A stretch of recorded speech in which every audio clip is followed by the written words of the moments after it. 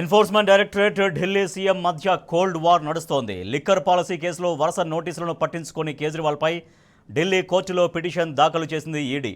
5 సార్లు సమన్లు జారీ చేసినా ఆయన స్పందించడం లేదని పిటిషన్లో పేర్కొంది. దీనిపై వాదనలు విన్న ధర్మాసనం సాయంత్రం 4 గంటలకు తీర్పు వెలువరించనుంది. కాగా ఈడీ తీరుపై ఆప్ నేతలు విరుచుకుపడుతున్నారు.